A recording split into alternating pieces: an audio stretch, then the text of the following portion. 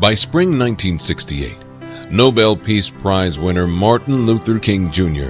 was the most respected leader of the civil rights movement in America. That spring, Dr. King was planning a massive march on Washington, D.C.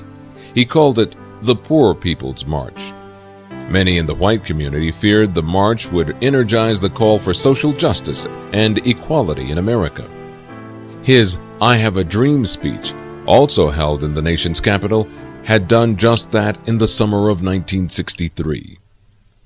A seemingly small event intervened in Memphis, Tennessee. 1,300 black sanitation workers went on strike. Dr. King and other civil rights leaders were asked to come and rally to their cause. A march was planned.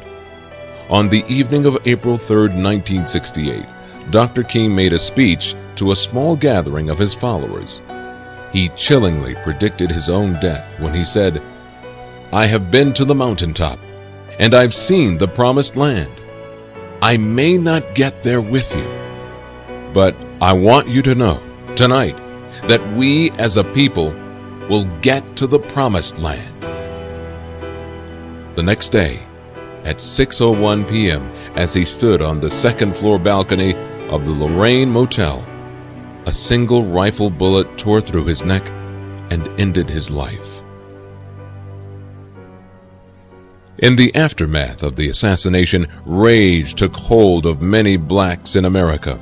Riots broke out in more than 100 cities nationwide. The life of a man who symbolized the freedom and faith of America has been taken. But it is the fiber and the fabric of the republic that's being tested. And no words of mine can fill the void of the eloquent voice that has been stilled. But this I do believe deeply. The dream of Dr. Martin Luther King Jr. has not died with him. James Earl Ray was convicted of the assassination of Dr. Martin Luther King Jr. While in prison, he recanted his confession, a confession which avoided a public trial. Almost 80,000 mourners stood in the streets the day of Dr. King's April 9th funeral. Many questions surrounding the death of the slain civil rights leader remain unanswered today.